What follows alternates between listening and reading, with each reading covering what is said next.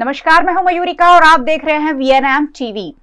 दौड़ती भागती जिंदगी और थकना मना है, यही आजकल हम सबका सूत्र हो गया है। और जब दौड़ती भागती जिंदगी में हम सब दौड़ते जा रहे हैं, बहुत सारी बीमारियां हमारे पास अपने आप आ रही है और इसीलिए VNM आपकी हेल्थ को हमेशा तवज्जो देते आया है। अब छोटी छोटी बीमारियां और बड़ी बड़ी बीमारियां हर एक व्यक्ति को कहीं ना कहीं परेशान करती जा रही है और ऐसे में आपको ऑथेंटिक नॉलेज उस बीमारी का हो, उस बीमारी क्यों होती है, कैसे बच सकते हैं, ये सारी चीजें VNM हमेशा आप तक पहुंचाता रहा है। आज एक नए डॉक्टर के साथ एक नए टॉपिक पर बात होगी और मेरे साथ है आदिपुरा हॉस्पिटल के कंसल्टेंट ऑर्थोपेडिक डॉक्टर विवेक परीख। सर, बहुत बहुत स्वागत है आपका। Thank you so much ma'am. Health समस्याओं की मैंने बात की, हमें सब कुछ पता होता है, अच्छा खाना खाइए, अच्छी एक्सरसाइज करिए, लेकिन फिर भी हम नहीं करते हैं और इसलिए फिर तबीयत गड़बड़ा जाती है।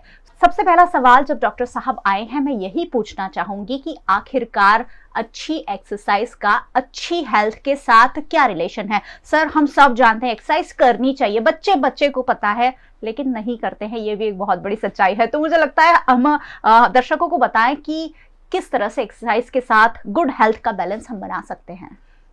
See, I'll start from the basics. Fine. Everybody knows that financial advisor होता है और अपने बुजुर्ग भी बोलते थे कि PPF में इन्वेस्ट करो, लंबे टाइम पे it will give you excellent results. Yes. The same way is with your health, is with your bones, it is with your muscles. So regular investment in taking care of your bone and joints will pay you at odd times and especially at old age. Ji. We have seen many young guys, young couples, young बच्चे जो आते हैं, उनके bone qualities are not good. Yes. At the same time, we see lot of patients with old age, maybe 70-75 के उनके bone quality इतने अच्छे होते हैं तो हम surprise हो जाते हैं कि why is this so? Retrospective study हुआ है काफ़ी सारे, जिसमें बताया गया है कि पीपल हु रेगुलरली वर्कआउट्स करते हैं या रेगुलरली एक्सरसाइज करते हैं तो उनके बोन क्वालिटीज़ काफ़ी अच्छे दिखने को मिलते हैं और उनको न्यूरोलॉजिकल और बोन के रिलेटेड इश्यूज काफ़ी लेट एज में देखने को मिलते हैं या काफ़ी को तो देखने को ही नहीं मिलते। So all in all if you do regular exercise, आपके मसल कोऑर्डिनेशन अच्छे हो जाते हैं, जिसके कारण रिफ्लेक्सेस अच्छे होते हैं and there are less chances of falling down which leads to less fractures. Again there are some weight bearing exercise, जैसे अपन वॉकिंग है, जॉगिंग है, तो ये क्या करता है, ये सब इंटरनली अपने बोन्स को स्टिमुलेट करते हैं और इसमें ग्रोथ फैक्टर्स हैं, ग्रोथ हार्मोन्स हैं जो स्टिमुलेट होते हैं और वो अपने जो बोन्स में अच्छे सेल्स होते हैं जिसको हम बोलते हैं ऑस्टियोब्लास्टिक सेल्स, उसको स्टिमुलेट करते हैं ताकि वो नया बोन बन सके, हेल्दी बोन बन सके। So if you don't do regular exercise, this leads to bone and muscle joint issues which are very common this days. काफ़ी ऐसी भी प्रॉब्लम्स होती हैं जिसको अपन को रेगुलरली एड्रेस करे तो अच्छा है। जैसे आई वुड सजेस्ट कि रेगुलर स्पोर्ट्स खेले, स्पेशली रैकेट स्पोर्ट्स है उसको खेले, जिसमें you can have table tennis, you can have badminton, you can have whatever other sports like tennis also. इसमें ये स्पोर्ट्स खेलने में हाथ के और पैरों के बीच में कोऑर्डिनेशन अच्छा होता है। जी, दोनों इस्तेमाल होते हैं। एग्जैक्टली। तो ये इस्तेमाल होने के कारण आपके रिफ्लेक्सेस स्ट्रांग होते हैं। तो sports indirectly play a very important role in keeping your body fit. अच्छा, अभी ये क्वेश्चन देखने को मिलता है कि हम कितनी देर एक्सरसाइज करें, 1 घंटा अच्छा रहेगा, आधा घंटा अच्छा रहेगा। तो रिसर्च के हिसाब से देखा जाए तो उन्होंने डिस्ट्रीब्यूट किया है कि एडल्टसन एज मतलब 17-18 की एज तक इट इज बेटर कि ऑन एन एवरेज दिन में 60 मिनट्स अच्छा स्पोर्ट्स खेले, and which can be any sports from outdoor sports, what I mean to say any sports from football to cricket to anything where you are in the growing age, where you can give better nourishment to the bones and वो आगे जाके आपको काफी help करता है। जी। Between the age of 18 to 65, it is suggested that you should have at least 30 to 45 minutes of moderate exercise. Ji.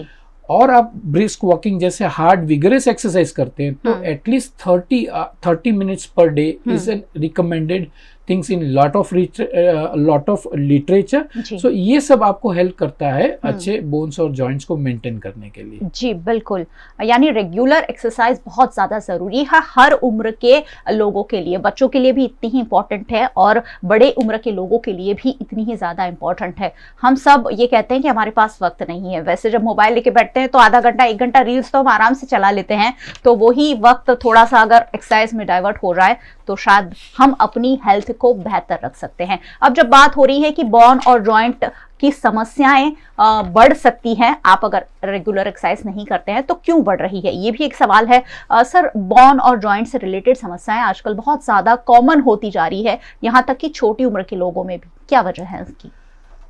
Usually there are a lot of reasons bones और joints के pens ज़्यादा बढ़ते जा रहे हैं. One is you can say there are a lot of occupational hazards जिसमें you have neck pain, radicular pains to your hand, you have back pains, you have knee pains. Especially ये सब occupational hazards हैं वो IT professional या sedentary lifestyle जिस बंदे की lifestyle में या उसके जॉब प्रोफाइल में होता है तो उसको ये ज़्यादा देखने को मिलता है.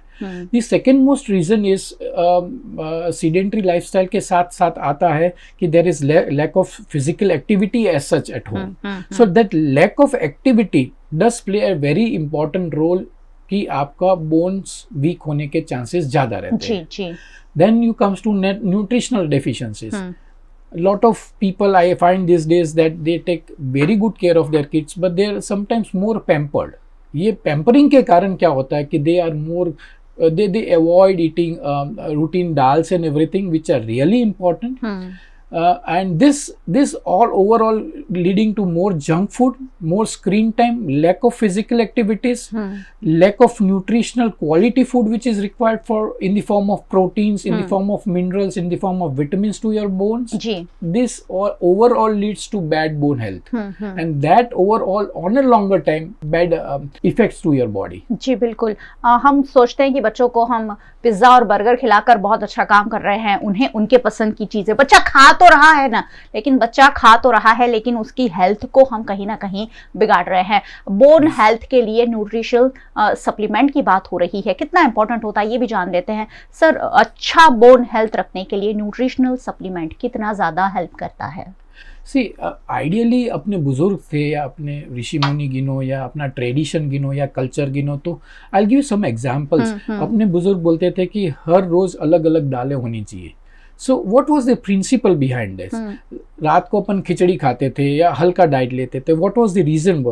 अपन फास्ट करते थे श्रावण महीने में या ये करते हैं, अभी भी करते हैं काफी लोग, पर the numbers had over a period of time decreased. There were various scientific reasons behind each and everything. I'll start from one. Different dals लेने से क्या फायदा होता है? Every dal has different amino acids in bodies and amino acids अलग अलग body में balance रूप में जाए तो वो बोन्स को हेल्थ अच्छा रखने में काफी हेल्पफुल रहते हैं. वैसे ही खिचड़ी अपन क्यों खाते हैं? अभी कहते हैं you should have a breakfast like a king and dinner like a beggar. वो खिचड़ी बेगर के जैसा ही होता है. It makes your stomach too healthy, it makes more nutritive as क्योंकि उसमें प्रोटीन्स भी आ रहा है, दाल भी जा रही है. At the same time light हल्का है तो आपके स्टमक को अच्छा रहेगा. सेम वे फास्टिंग क्यों करते थे अपन? दी फास्टिंग इसलिए करते थे मानसून के महीने में ताकि digestion power in that month is comparatively less. So taking मतलब doing fast and taking fruits in the form will serve both the purpose. So ये ट्रेडिशन को अपन धीरे धीरे भूलते जा रहे हैं और उसके कारण अपन को किसी न किसी को विटामिन डी डेफिशिएंसी होती है, विटामिन B12 डेफिशिएंसी सबको हो रही है. Exactly. And the sunlight exposure is one of the major role. We always feel that this is very common in corporate places like offices, hospitals, everywhere. कि sunlight exposure is very less. उस पे से physical activity कम हो जाती है तो आपका vitamin D levels कम होता है. विटामिन डी लेवल्स कम होता है तो आप जो भी खाना में कैल्शियम ले रहे हो may be in any form, milk products है या वेजिटेबल्स है या फ्रूट्स है, तो वो प्रॉपर्ली एब्जॉर्ब नहीं हो पाता. और एब्जॉर्ब नहीं होता है तो it doesn't reach to your bones. So indirectly everything has a interconnection. मतलब आप तो सोच रहे हैं कि हम कैल्शियम ले रहे हैं. एग्जैक्टली. बट वो आपको काम तो आ नहीं रहा है. Exactly. So if you take calcium and if your body is lacking in vitamin D, again there is no role of it. So everything works in synergy I think overall body का health अच्छा रखे तो that would be leading to more joint and bone care हो सकता है उसके। जी बिल्कुल। पहले के ज़माने में कभी भी विटामिन ये B12 या D3 ये सब हमने कभी सुना नहीं था कि इसकी कमी लोगों को होती है, क्योंकि धूप में चलते थे, चलकर जाते थे और अच्छा खाना खाते थे। अब तो हम खाना ही ऐसा खाते हैं जिसमें से न्यूट्रिशन मिलता नहीं है, मिलता है तो भी वो बहुत कम होता है और कहीं ना कहीं वो हमें बीमारियों की ओर ले जाता है। आज हम बात बोन हेल्थ पर कर रहे हैं, यानी कि हड्डियों को कैसे मजबूत और हेल्दी रखा जा सकता है उस पर बात हो रही है। और बोन हेल्थ की जब बात होती है तो ऑस्टियोपोरोसिस एक बीमारी बहुत ज्यादा कॉमन होती है जो अब बहुत ज्यादा सुनने में आती है। सर, ये बीमारी आजकल बहुत ज्यादा बढ़ती जा रही है, हम बहुत सारे लोगों को ये सुनते हैं कि ऑस्टियोपोरोसिस की समस्या है। क्यों बढ़ रही है ये बीमारी? See, this is very common these days. I see many young people coming to me with osteomalacia. Osteomalacia is a precursor of osteoporosis. Okay. Adults में हम bones जब weak होते हैं उसको osteoporosis कहते हैं. Again, the system lies with that. There are 2-3 more common reasons. One is the nutritional thing, one is lack of physical activity, and the third most common is कि life expectancy in India over last 15-20 years has drastically improved because of good medical health, because of good physical care, and because of newer medicines and newer technology coming in the medical field. So पहले life expectancy in India was around about 60-65 के आसपास था. Over last 15-20 years, this expectancy of life has gone from 75 to 78 years.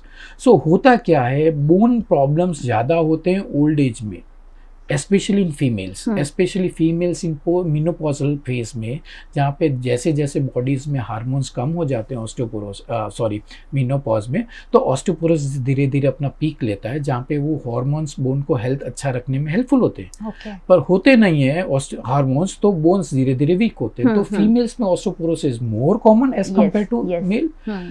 We see lot of osteoporotic fractures specially in this age group, कि जहाँ पे you see old age में ये सब problems देखने को मिलती है. And the other thing is there are various tests to diagnose them. जैसे you have blood में अपन investigation करें तो blood में there are various bone markers to see the कि osteoporosis level कितना है. Okay. Then you have radiological investigation, जैसे काफ़ी लोगों ने सोचा होगा bone marrow density BMD short में बोलते हैं उसको, तो उससे bones की density पता चलती है कि कितने weak है आपके bones. And this all overall helps us in diagnosing the things out. चलिए, बात हो रही है ऑस्टियोपोरोसिस की, तो बीमारी तो है लेकिन डायग्नोस कैसे होता है? कई बार हम सोचते हैं कि छोटा सा दर्द है घुटनों में या शरीर के कोई हिस्से में, हम थोड़ा सा निग्लेक्ट कर देते हैं, लेकिन अगर ऑस्टियोपोरोसिस है तो डायग्नोस कैसे होता है, ट्रीटमेंट कैसा होता है, ये जानना बहुत ज्यादा जरूरी है। सर, डायग्नोस और ट्रीटमेंट बहुत इंपॉर्टेंट पार्ट होता है कोई भी बीमारी का, उसके बारे में बताइए। ऑस्टियोपोरोसिस की डायग्नोसिस में it is a simple thing, but then regular checkup, especially in postmenopausal females after maybe 45 to 47, it should be done on a regular basis. Nutritional supplements और विटामिन सप्लीमेंट्स का आपको रेगुलर ब्लड चेक्स करवाने, specially people who are professional, who are in a corporate setup, who have a sedentary lifestyle, तो इनको regular अपने body के checkups करवाने चाहिए। ये रेगुलर चेकअप्स में you can go to an orthopaedic surgeon, you can go to an endocrinologist, और you can go to a general practitioner. He will guide you better how you should proceed according to it. अभी करते हैं बात अपन treatment के लिए। First is always it is better, ऐसे जैसे अपन बोलते हैं कि prevention is always better than cure. So physical activities, osteoporosis set इन हो, ऑस्टियोमलेशिया सेट इन हो, उसके पहले हम चाहते हैं कि आप रेगुलर एक्सरसाइज करें। एक्सरसाइज भी ऐसी होनी चाहिए या स्पोर्ट्स भी ऐसे होने चाहिए जो आपके बॉडी को रेगुलरली आप चेंज करते रहे। जैसे some day you do yoga, some day you do swimming, some day you do cardiac exercise, ताकि बॉडी को उसकी आदत ना पड़ जाए। एग्जैक्टली। और हर मसल इन्वॉल्व हो, हर जॉइंट इन्वॉल्व हो। और आप जैसे कि आप ये भी कर सकते हो कि आप कई बार बैक की एक्सरसाइज कर रहे हो, कोर स्ट्रेंथनिंग मसल्स की एक्सरसाइज कर रहे हो, तो ये रेगुलर बेसिस पे आई वुड ऑलवेज रिकमेंड कि ये सब सुपरविजन में होए। सम टाइम पीपल स्टार्ट कि चलो आज से मेरा बैक बहुत दर्द हो रहा है तो मैं योगा शुरू कर देता हूँ। No, I would suggest specially at age after 40 and plus, would suggest nothing, there is no bond restriction of age, पर ये फिजियोथेरेपिस्ट या ऐसे डॉक्टर्स जो मसल्स के बारे में अच्छा ध्यान रखते हो, बोन्स के बारे में अच्छा ध्यान, उसके सुपरविजन में हो, तो they give excellent results. Otherwise you land up some of after doing 2-3 months of yoga, you lend up with chronic backache, chronic neck pain, कुछ और दिक्कत भी हो सकती है. So I would always recommend that whatever sports or whatever exercise you do, it should be under supervision. जी बिल्कुल. अच्छा, अपना अगर ये अपन हो गए कि अपन रेगुलर एक्सरसाइज और ट्रीटमेंट पार्ट, प्रिवेंशन पार्ट हो गया, जी, ठीक है. Now comes the management part. तो मैनेजमेंट के लिए इट इज बेटर, जैसे मैंने आपको बताया, एंडोक्राइनोलॉजिस्ट या ऑर्थोपेडिक सर्जन या जनरल प्रैक्टिशनर और फिजिशियन कैन हेल्प यू. वो हम थोड़े ब्लड रिपोर्ट्स जैसे मैंने बोला करवाते हैं, और उसके हिसाब से, डेफिशिएंसी के हिसाब से आपको वो सप्लीमेंट्स देते हैं, which may start from just vitamin D supplements और calcium supplements. In case of severe osteoporosis we start some hormonal treatment to postmenopausal females and some hormones which are really important, कि जो आपका calcium आप खाएं और blood तक पहुंचाए, blood से उठा के उसको बोन्स तक रखें. तो दे overall all this plays an important role in decreasing your osteoporosis gradually और धीरे धीरे हेल्दी बोन की तरफ ले आने में आपको काफी हेल्प करता है. जी, पहले तो महिलाओं में अपनी हेल्थ के प्रति जागरूकता ही नहीं थी. आप सोचिए, महिलाएं ज्यादा ऑस्टियोपोरोसिस शिकार बनती है क्योंकि हार्मोन्स की कमी उन्हें बहुत ज्यादा होती है. जिन्हें सबसे ज्यादा सप्लीमेंट की जरूरत है वही बचा कुचा खाना बच्चों की थाली में से खा लेते हैं, और आपकी हेल्थ आपके पूरे परिवार की हेल्थ से जुड़ी है. इसलिए ये सारी चीजों को ध्यान में रखना बहुत ज्यादा जरूरी है. जब भी कोई एक्सपर्ट डॉक्टर यहाँ आते हैं, मैं ये जरूर पूछती हूँ कि व्हाट अबाउट फूड, फूड क्या रोल प्ले करता है. सर, एक अच्छा फूड क्या हो सकता है बोन को हेल्दी रखने के लिए? जैसे मैंने बताया कि अपने बुजुर्ग जो कह गए ना, दैट इज प्रूवन थिंग्स. अपन को साइंस अभी वहां पे ले जा रहा है, पर उन्होंने जो ट्रेडिशन बनाया था, बैलेंस डाइट, दालें होनी चाहिए, फ्रूट्स भी होने चाहिए, फास्टिंग भी होना चाहिए, and you can have everything. But उन्होंने ये बोल के गए थे, कुछ भी ज्यादा भी नहीं खाना है, कम भी नहीं खाना है. It should be in a balance form. Rasgulla खा रहे तो एक साथ 10 खा रहे, और then you are lack of the supplements. ऐसे अच्छा हर चीज खाइए, थोड़ा थोड़ा खाइए, but it should be in a balance form. Nonveg भी खा सकते हो आप, it adds proteins to it, bones, calcium भी मिलता है उसमें, and it adds iron to it. So all in all, a balanced diet you can find in any of the search engine what is a balanced diet and what you should be eating. That keeps depending upon the you are vegetarian or non-vegetarian, it can be helpful to you. जी sir, बहुत सारे लोग calcium की कमी अपने आप होने लगेगी ऐसा सोच लेते हैं कि अब हम मेरी उम्र हो गई, अब कैल्शियम कमी होने लगेगी, या कोई सजेस्ट करता है कि कैल्शियम की गोलियां खाओ अच्छा बोन रहेगा. क्या कैल्शियम लेने से पहले इन फॉर्म ऑफ टैबलेट और क्या हमें एक्सपर्ट की कोई गाइडेंस की जरूरत है? डेफिनेटली आई वुड सजेस्ट कि everything should be under supervision. कोई भी कंसल्टेंट है, he doesn't charge anything much. उसके सामने एडिशनल बेनिफिट्स क्या है वो आपको दे. If you go to any doctor, he will suggest you simple thing. Always वो ये प्रीफर करेगा कि टैबलेट्स आप थोड़े टाइम के लिए लीजिए, specially in calcium deficiency, and more supplements लेने से ज्यादा अच्छा है कि आप सनलाइट एक्सपोजर बढ़ाएं, ताकि आपको विटामिन डी मिल जाए. आप डाइटरी सप्लीमेंट्स कैल्शियम के फॉर्म में, मिल्क प्रोडक्ट्स है या सीताफल है, तिल है, ये सब खाइए, तो उसमें कैल्शियम मिलेगा, तो आपको सप्लीमेंट्स लेने की जरूरत ही नहीं पड़ेगी. But then we directly jump on shortcut ways, which plays a different role. No doubt they are important in acute deficiencies, but I would suggest कि nutritions में से जितना मिले, that is more helpful, because sometimes tablet also has its side effects. So all in all, more concentrate on a balanced diet, especially food rich in calcium. That would be take home message from my side. जी, तो खाने में से ही calcium की जो कमी है वो पूरी करने की कोशिश अगर हम करते हैं तो ज्यादा बेटर रिजल्ट मिलते हैं. हम बात कर रहे थे कंसल्टेंट ऑर्थोपेडिक डॉक्टर विवेक परीख से, जो आदिक्योरा हॉस्पिटल में अपनी सेवाएं देते हैं. सर, बहुत बहुत शुक्रिया हमारे साथ जुड़ने के लिए. Thank you so much ma'am. और बहुत बहुत शुक्रिया आप सबका हमारे साथ जुड़ने के लिए. वैसे मैं रोज कहती हूँ, आपको क्यों नहीं जुड़ना चाहिए. ये बातें जब भी आपको कोई छोटी मोटी बीमारी होती है आप गूगल करते हैं, उससे अच्छा कि एक्सपर्ट गाइडेंस हम घर बैठे वीएनएम टीवी के जरिए आप तक पहुंचाते हैं. वीएनएम टीवी को आप यूट्यूब चैनल पर देख रहे हैं, जरूर देखते रहिए.